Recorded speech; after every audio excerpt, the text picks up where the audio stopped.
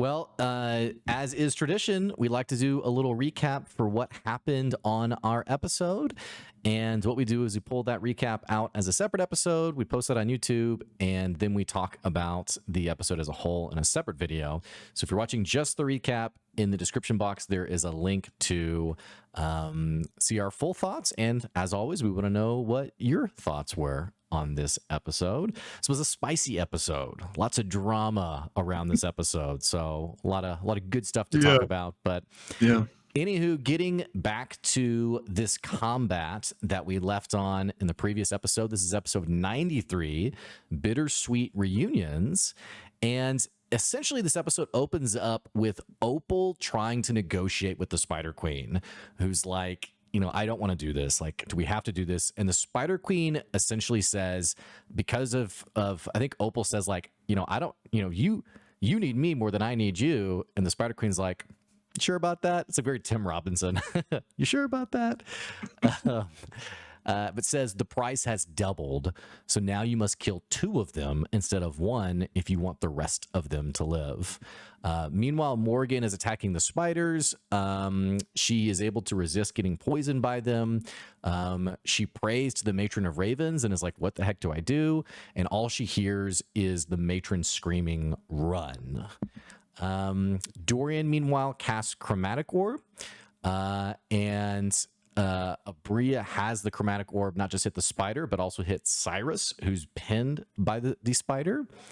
Furai is also talking to her god, the Wild Mother, and is basically like, hey, I will commit myself to being your champion if you will just tell me what to do, and more importantly, help me to figure out how to solve this.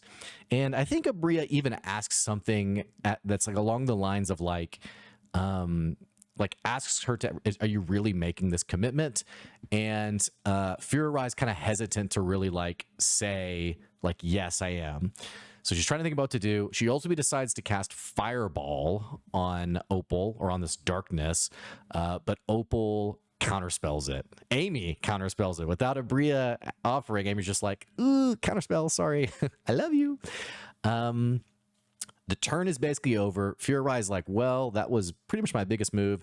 So finally she yells out, I accept your offer to the Wild Mother, and wants to become her champion. Opal goes next, and she casts Mass Suggestion at the 6th level. Dorian and Dariax both fail, and Opal tells them, go, walk away, go find Aurum. This spell lasts 24 hours, but if they take damage, they will be dispelled. Ted goes next. And Abria describes Ted as like almost like a feral wolf, like a dog, a hungry dog trying to get loose and go after the party. And Opal has to do a strength saving throw to essentially hold on to like the leash of Ted, but has a natural 1. She also has a -1 to strength, so it's basically a 0. And so Ted goes forward, attacks Morgan, 3 attacks, a miss, a hit, and a natural 20 crit. She takes a ton of damage and she's poisoned.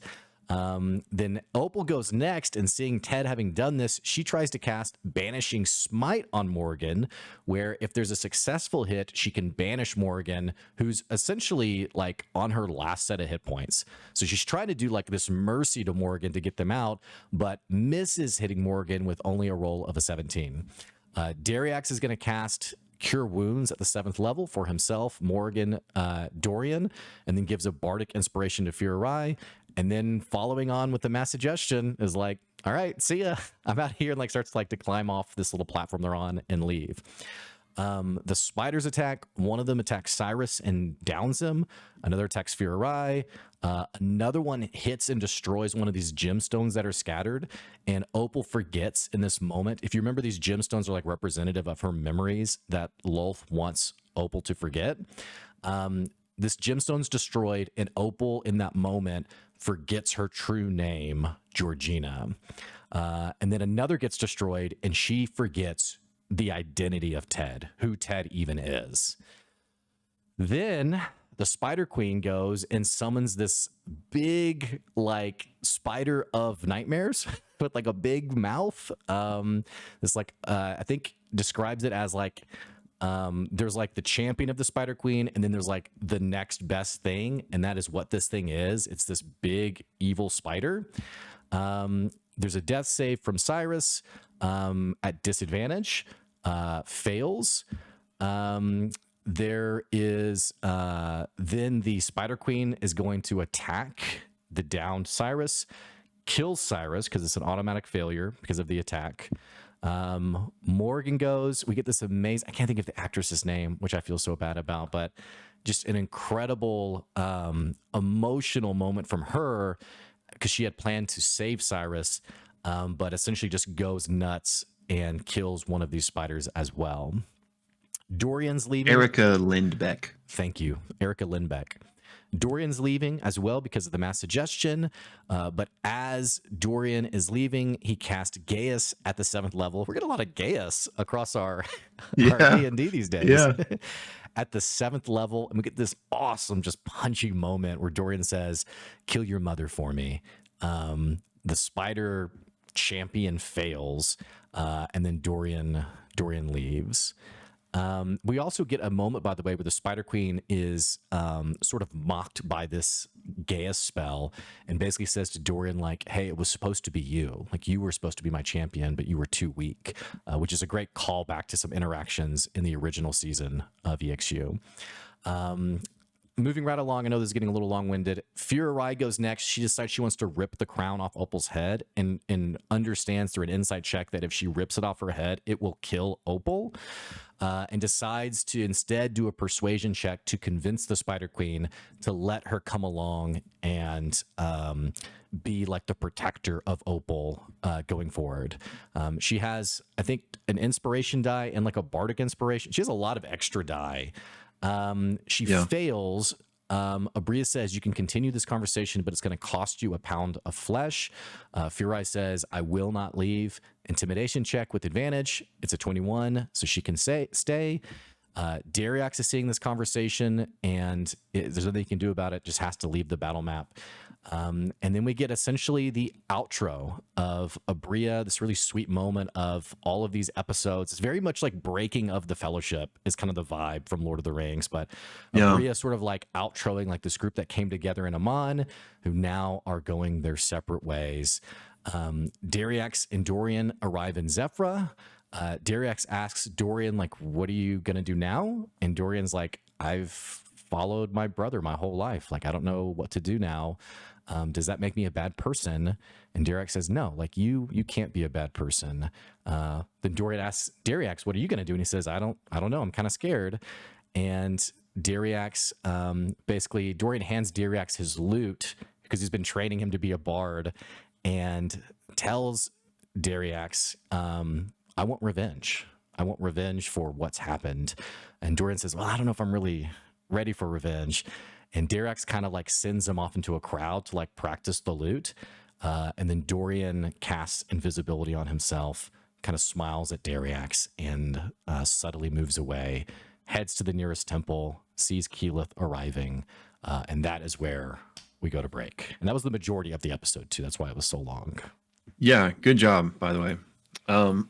So yeah, for the second half, we pick up with, Dorian having left Dariax kind of subvertly, and he's invisible, and he can see Keyleth arriving into Zephra, and he walks over to her, and Keyleth, even though he's invisible, like knows he's there. So he drops his invisibility, and she's like, Dorian, what are you doing here? And he says he's lost, looking for guidance. He lost his group. He needs an anchor, and he wants to continue what they started with all of this. And she asks what happened.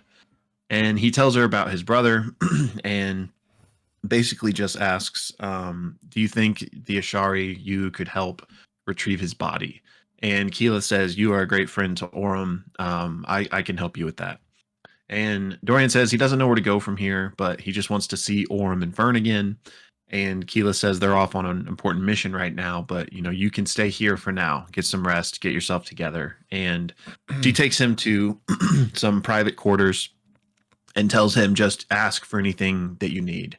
And she takes her leave, and he can kind of hear her having like a serious discussion in the next room or upstairs or something to that effect. And after briefly settling in, he gets a message from Orym, the same one that we saw Orym give back in episode 92, basically asking Dorian if he could come to Bassaros, if he could make his way there. They really miss him and need him. And Dorian responds with just 3 words, "I'll be there." Keyleth then knocks on his door, again tells him, stay as long as you need, we're here for you, and but I'm about to leave. And so he asks where she's going, and she says, "How much do you know about like everything going on right now?" And he says he doesn't know much. So Keyleth gives him this very quick rundown about the ley lines and Ruidus and the God Eater and how Orym and the others have been helping with this. And that's actually where she's going right now, to where they are back in the Hellcatch Valley. And Dorian's like, "Well, can I come with you then?" Keyleth is like, "Yeah, as long as you know what you're getting into." And Dorian, of course, wants to come along. So the two take their leave, and she casts her tree stride to make them arrive in the Hellcatch Valley in this military encampment. And basically, as soon as they arrive, Dorian is just taking it all in, and the gates of this encampment open up, and he sees 7 figures walking in. It's Bell's Hells, except with no FCG, and instead a small figure that he doesn't recognize. So they, of course, immediately have this big warm reunion with Orym literally jumping into his arms and Fern like bounding over and nearly tackling him.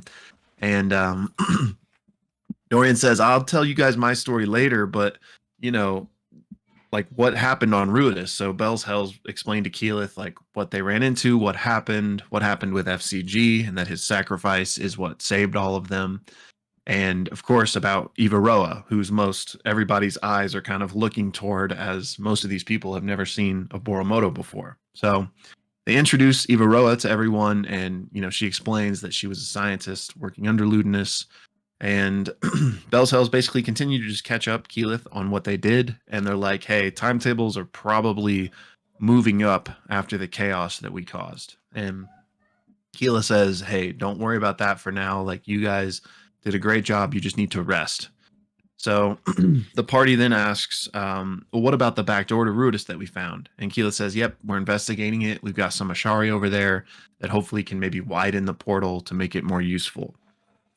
But she says, "Now you guys just need to rest." So she takes them to a large tent that has basically, it's like a sleeping quarters tent for all of them. And she says, "I'm so glad you're here, and I'm so sorry for your loss with FCG. But just rest up for now. I have some business to attend to."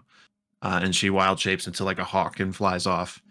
So it's at this point that we basically just have big old catch up time where Dorian is explaining everything that's happened to him since he last saw them, including specifically what just happened the day before with the Crown Keepers and his brother. And the Bell's Hells kind of explain, 2 years of lore to Dorian, the big major hits at least.